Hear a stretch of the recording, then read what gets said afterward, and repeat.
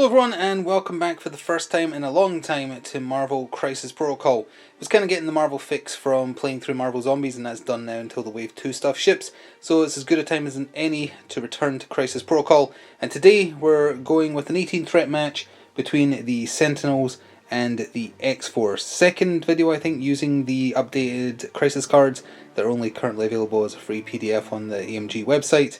Later this year there'll be physical cards, although I think the two we're playing today haven't actually changed in the updated Crisis cards. But either way, we'll go over that once we take a look at the two sides. So I think we're finally getting a second showing of the Sentinels on the channel. So we have all three of the MK4s being led by the largest one of all at the back there, the Prime, followed up by two of the normal MK4 Sentinels, and then bringing in the rest of the threat level points, we have the Punisher and we have the rebalanced 2-threat Bullseye. Their tactics cards are, if we come over here, hopefully not too shiny, we have Advanced R&D Under Your Skin, which is going to be used on the Punisher, and we'll cover his buffs at deployment. Directive 1, Scrap Metal, and Online and Operational. So there is also 5 models in the X-Force, so Cable is of course leading.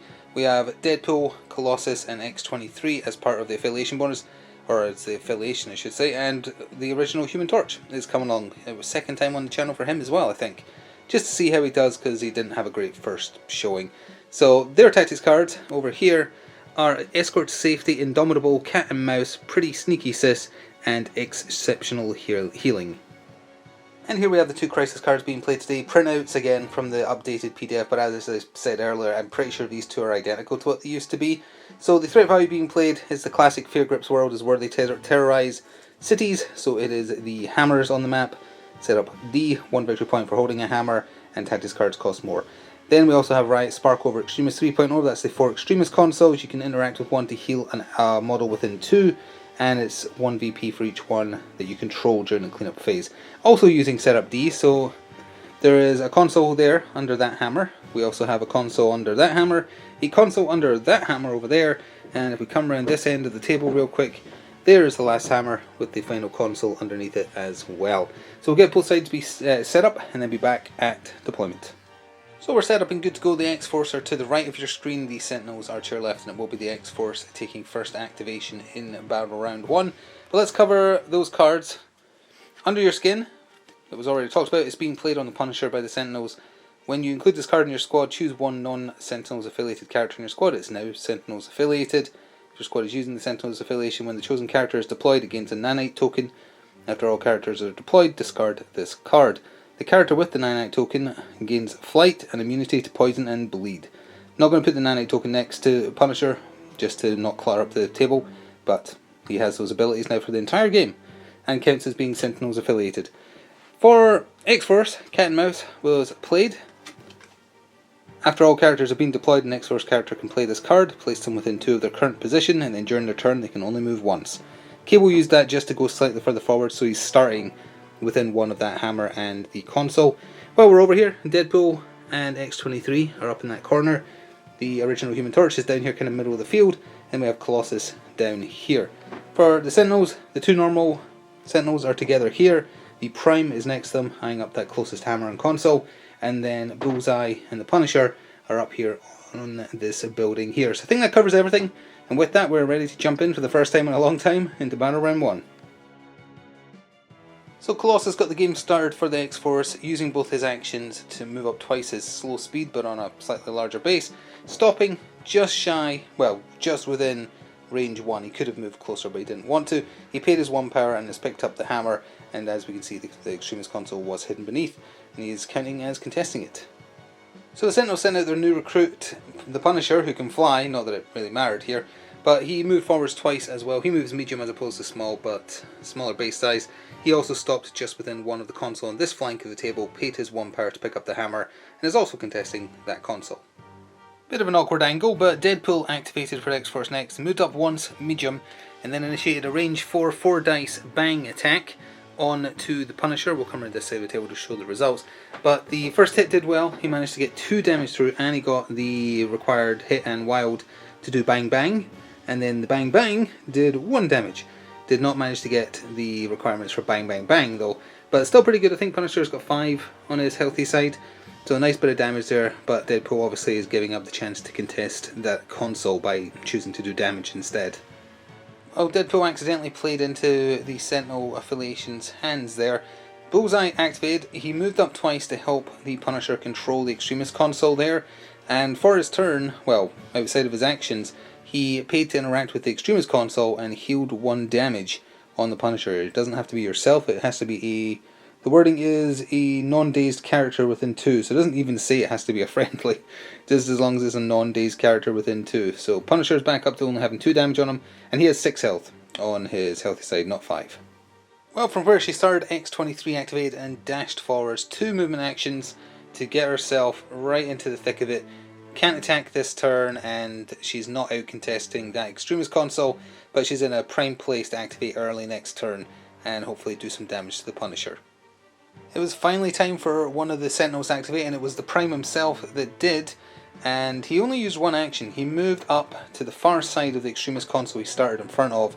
They only move small, but they've got those huge bases, so they clear quite a bit of space, or distance I should say. He paid his 1 power he started with to pick up the hammer, but he's not doing anything else. He's only got range 3 on his attack, so he can't reach Laura, so he's just holding that console with hopes of doing a decent amount of damage next turn.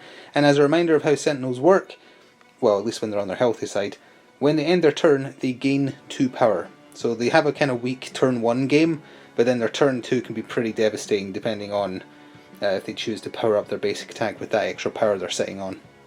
So with Cable and the original Human Torch left to activate for the X-Force, they were facing a difficult decision because both of those wanted to go after the Sentinels to start trying to get Incinerate on them. But unfortunately, just the way it worked out, the Human Torch activated, moved over here, and he's going to guard the back line. He paid 1 power to pick up the hammer as well, and he's contesting that Extremist console, which will free Cable up to move in there and support Colossus.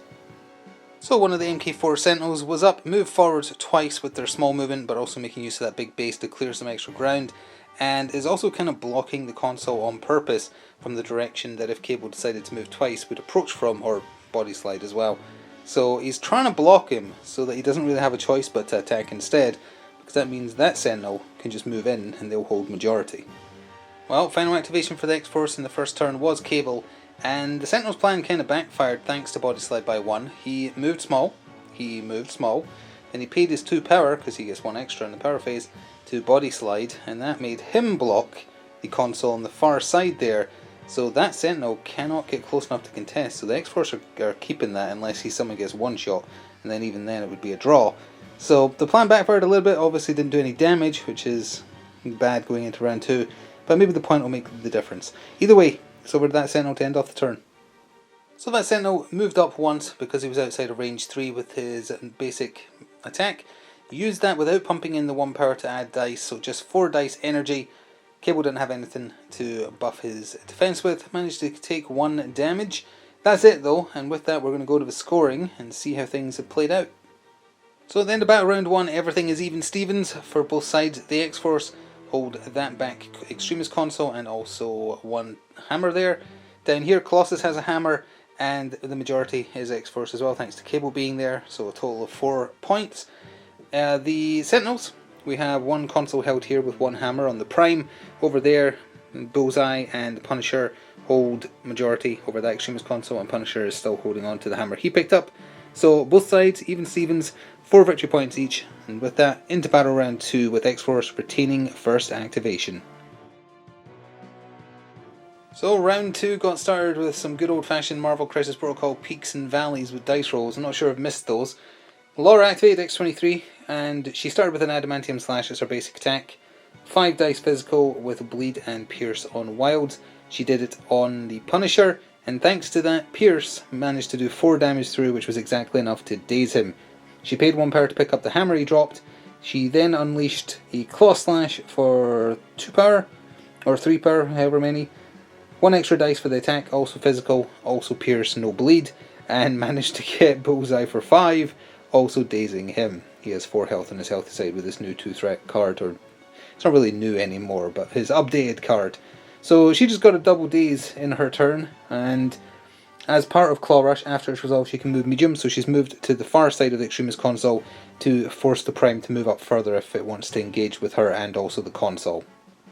Well, thanks to that double daze, the Sentinels could have passed but opted instead to activate one of the regular Sentinels, this one here to be exact. And what was I just saying about peaks and valleys? Spent 3 power on suppression protocols, 8 dice physical, and then for every wild it does various stats effects. Rolled against Colossus, actually did pretty well with the attack roll, not a single wild though, so no stats effects. But Colossus blocked it all on his 4 dice physical defense. He would also reduce damage received by 1 to a minimum of 1. And then a basic 4 dice energy, I think it's a plasma gun, but their basic attack was used. That managed to get through for 2, reduced down to 1 because of his metal skin. So 3 power spent and then did nothing. Basic attack that's only 4 dice manages to technically do 2 down to 1. That's Crisis Protocol. Well, not everything was going the X-Force's way as Cable activated. He used that plasma rifle of his and immediately shot into the Sentinel that had activated, hoping to generate a bit more power than he ended up doing, and also getting that incinerate on a wild. Didn't roll any wilds, only had 2 successes, although the Sentinel's defense roll on 4 dice for energy attacks resulted in 0 successes. So he did take 2 damage of his 7, I think, Sentinels have on their healthy side. No incinerate. Didn't give Cable quite enough power to do a scanny sand, which would have hit both Sentinels, so he opted just to use the plasma rifle again on the same Sentinel, and he would have got 2 damage through again, but this time the block was successful. So not a great turn for Cable. The Sentinel could certainly have done better, but Cable's just sitting there now doing nothing. So the other regular MK4 Sentinel activated and started by spending 2 on restraint cables, pulling Cable, ironically, towards him small. Didn't really move the full distance because of how close Cable was already, but it did pull him out of range 1 of the Extremist console. Sentinel then walked once for his actual action, because restraint cables is just a superpower, to where he is, and then being the honourable robot he is, he shot Cable in the back with a plasma blast. He sunk 2 extra power into the plasma blast, putting up to 6 dice energy. Cable fully blocked it. Didn't even need to buff with his shield power, he just blocked it. And for the last thing he did, he spent 1 power on the Extremist console to heal 1 damage on the other Sentinel that had just been damaged earlier in the turn.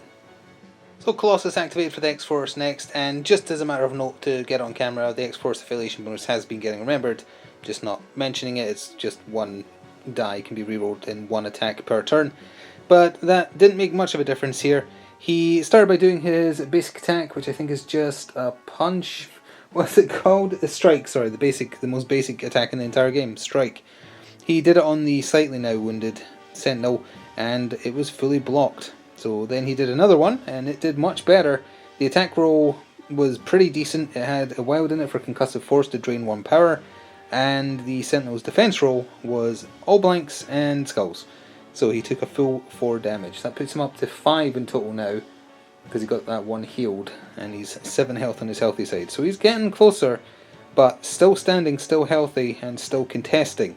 So thanks to Cable being shifted out the way, the Sentinels actually hold that console right now. So thanks to those 2 daisies at the start of the turn, we're already at the last activation for the Sentinels. It was the Prime himself. He didn't go after Laura, he moved back onto the point here, almost literally, although it's actually behind him right there. And then he spent 2 on restraint cables to pull Cable, ironically, again, towards him small. And then he used his basic Plasma Blast, although he has Plasma Blast MK2, 1 dice base higher than the standard Sentinel, so 5. He pumped in 1 extra power to put it up to 6, and he had a hammer, which I've been forgetting to mention, but the hammers have been taken into account when apt. Which put it to a whole 7 dice. Cable spent 2 on Telekinetic Shield to buff his 3 defense up to 5, and as a result took 2 damage instead of what would have been 5, I think. It would have hurt him a lot. So only 2 damage, but he is very out of position now. It's over to Deadpool and the original Human Torch, both for the X-Force, to end the turn. And for those 2 it was just repositioning and prepping for next turn, so we can just quickly cover both those activations. Honestly, the original Human Torch, he just moved ever so slightly, still within 1 of the back Extremist console, and hoping to be able to maybe help out next turn over there. We just come around here real quick. Deadpool, he just moved up into the fray over there, ready to slice and dice next turn to help out Laura over there. And that is it, and so we're going to the scoring for turn 2. So the end of a bit of a rough round 2 for the Sentinels. Here's how the points are looking. The X-Force first, they did better this turn. They've got 3 of the hammers and 2 consoles. 3 hammers, 1 on original Human Torch, 1 on Colossus, 1 on X-23. That's 3 victory points there. Deadpool and she are holding the console up there. What's his name? Hammond? Something Hammond. is holding that console there, so they gained a total of 5 victory points that turn, as opposed to the Sentinels. The Prime is holding on to a hammer very safely, and that console back there, so he earned 2, and these two Sentinels here, both on their healthy side and very much conscious, have majority here, so they gained a victory point for that Extremist console also. So as we go into battle round 3, the Sentinels have taken first priority now, so they'll get first activation rather. The Punisher and Bullseye are flipping their cards to their day's side, and the X-Force are winning with 9 victory points to 7, but everything to play for still. So to get the third turn started, the Sentinels are playing Directive 1 in the power phase. The Prime and the most damaged other MK4 Sentinel put in 1 power each. During the power phase, allied Sentinel characters can spend 1 power. If at least 2 spent it this way, you can play this card.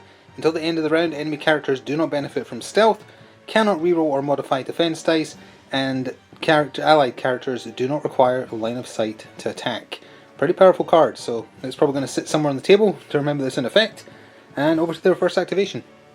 So there's quite a bit of umming and ahhing over who to activate for the Sentinels. Obviously Bullseye and the Punisher are still in danger.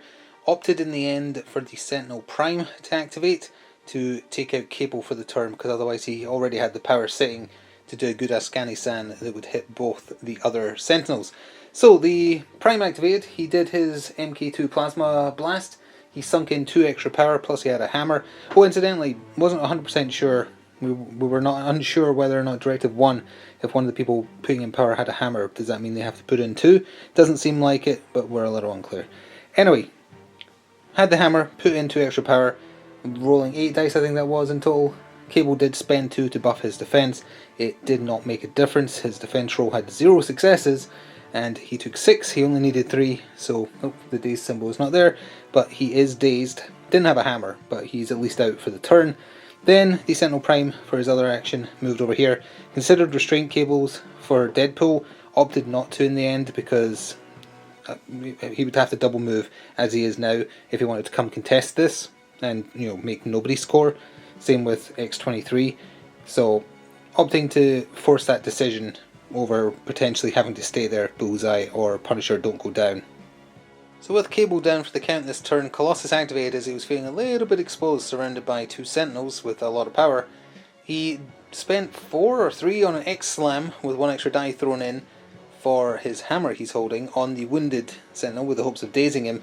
The damage roll was not great, only 1 damage got through, all said and done rather. He got the wild required though, it does stun automatically, the wild does stagger, which is pretty good, means he's 1 less action.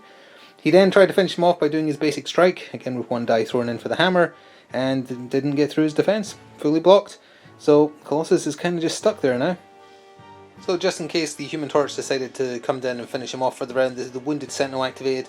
He did have 1 health remaining on his healthy side. He paid 1 to interact with the Extremist console, that's kind of right there, to heal himself for 1 though, so now he's 2 away. Had to do a shake to get rid of the stagger to start his turn, so he only had 1 action. He spent 3 on suppression protocols, did them on Colossus, only got 1 damage through. Not 2 reduced to 1, just 1. Oh, in fact, there's the damage roll right there. So only 1 damage, but he did get to do 1 status effect, so he's inflicted Incinerate on Colossus, so he's getting less defense dice going forwards, which might help once this Sentinel activates. Deadpool activated for the X-Force and started by spending on the Duodenum poke into Bullseye, who you'll notice is just entirely gone. So he did that, managed to achieve nothing with the damage. Bullseye spent 2 on Parting Shot. He does 1 damage to the attacker, then moves away from them small, so that's why Deadpool has 1 damage on him. But then he has 1 more, because that put Bullseye roughly there. So he did a bang attack, didn't even get bang bang. Did do 1 damage with it, but Parting Shot got used again. Actually, it's Parting Shot once per turn. Is that a once per turner? Let's see. No, he can do it again as long as he has the power. So Bullseye is right up against the building here. He backed off. They're kind of abandoning that objective over there and just hoping to hold the other side of the table, I think. That'll also free up the Prime to let him move. So Deadpool didn't have a great turn, although when he ends his turn, his healing factor is going to get rid of that damage anyway. We're sticking over here because who doesn't like a little bit of vengeance? The Punisher activated and spent 2 on Spec Ops to start his turn, so he just moves away small. Well, it's a range 2 or small. Either way, he used it to move where you can see him currently. Then he spent a total of 6 power across 2 aimed shots. 7 dice physical, pierce on wilds, and if it does damage, stuns and slows. He did the first one on Deadpool because Deadpool didn't have enough power left over to do exceptional healing if it did well against him, and it did. He got one shot, so he is dazed. The one on X-23 would have done 4 damage, so she popped the 4 power required for exceptional healing to reduce the damage received down to 1, so that's that card gone now. She's still got the hammer, only has the 1 damage, has the slow and stun I suppose. It could be better, but got a little bit of vengeance there, and they are indeed kind of abandoning that corner just to come down here. So this was one of those situations where do you play the statistics or not? Between the Human Torch and X-23. X-23 did activate because she wanted to move further back to force Bullseye to come forwards more to attack her, rather than waiting, potentially dying to his attacks. If she survives, yes, her healing factor is more useful than it was currently, but he could spike, so she shook the slow and just moved to the far side of the Extremist console within 1. If Bullseye double moves, he's going to be able to contest that, so nobody scores it. But she's still got the hammer, so she'll still be generating a point. And that seemed like a safer bet than keeping the 1 damage on her, which is now gone thanks to her healing factor, rather than risk taking 4 damage from a couple of good attacks from Bullseye. So Bullseye didn't activate yet. It was the other Sentinel who stayed still but turned to face Colossus to try and take him out.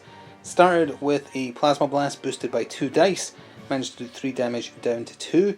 Then he didn't do the job, so he spent the full 3 power he had left on suppression protocols. That did another 4 down to 3, which is enough that Colossus is dazed.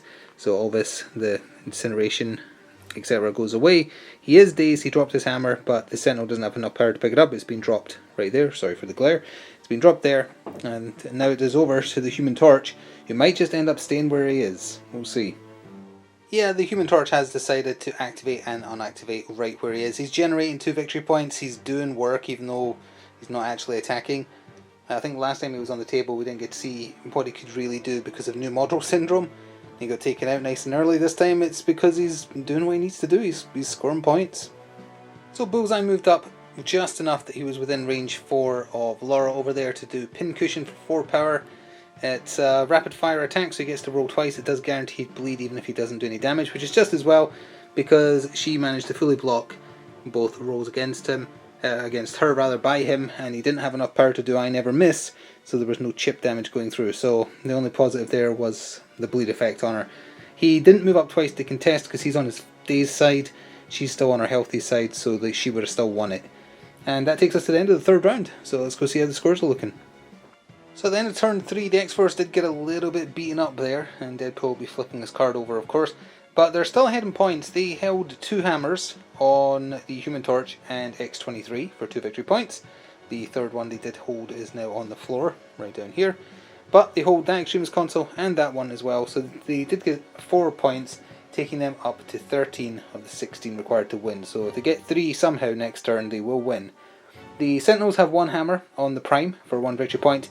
They hold this console with the Prime for 1 point, and they hold this one for another. So they gained 3, taking them up to 10. So they're trailing by 3, but if they can somehow fandangle 6 points in this next turn, they will win instead. The X-Force are once again getting priority though, so let's see what happens. So as we start the turn, pretty sneaky Sis is being played. During the power phase, any number of allied X-Force characters can spend 2 of those that do. It means the enemies have to be within 2 of them to actually attack them this round, so it's a better stealth essentially. And Deadpool and X-23 both put in 2 power, so that'll be affecting them. We'll put the card over by them to remember, and they're going to be harder to take out this turn. So it was a very potent turn for Cable to get the X-Force started in battle round 4. Cable started by moving small to get into range to do an Ascani San Area 2 7 dice Mystic, I think, against the 4 defense Sentinels have against Mystic, to be fair. He ended up doing 2 damage to both of them. It was pretty consistent. That was enough that this one is now dazed. This one was at full health, so he's down to 5 remaining. Didn't have any damage to heal because he just flipped his card as well. Forgot to mention he flipped his card, and so did Colossus, obviously. He then spent 2 for Body Slide by 1 to shift himself over here, paid 1 to pick up the hammer, and then for his other actual action, moved himself into here. He is just within 1 of that console, just barely. So he is now helping control it. That's 2 days versus 1 healthy though, so unless Colossus can take out the Sentinels still have control, but one of them's not getting a turn. So with Pretty Sneaky Sis making it very irritating to try and attack X23 in Deadpool because everything's out of range here attack wise, decided to go for a Hail Mary play with the other normal Sentinel that's still conscious. Although was a bit unsure if Pretty Sneaky Sis would protect against restraint cables because it's not an attack, it's a superpower, and the card just says attacks. So wasn't 100% sure about the interpretation there. But either way, kind of worked out. I'm going over here. Started with a Suppressions Protocol in 2 cable. It did 4 damage. He didn't have any power to boost his defense. It also inflicted 3 status effects. He then just did his 4 dice basic Plasma Blast and managed to do another 3 insta-killing cable. He has 7 health on his day's side. So that is the leader of the X-Force gone. He dropped his hammer and the Sentinel paid 1 to pick it up. So he did very well. Is that enough to swing it? Probably not. But it's a little bit of a Pyrrhic loss as a result. Well, in an act of cowardice that probably also gets them the game, X23 activated, moved twice, round the corner here to control this back terminal here. The Extremist console, rather, she would take 1 damage from the bleed, but then healing factor, I think that's the order they come in. Either way, she's basically safe. If the card that let the Sentinels ignore line of sight had been played this turn, there'd still be a chance. It was played early. But we'll see. We'll play it the rest of the turn.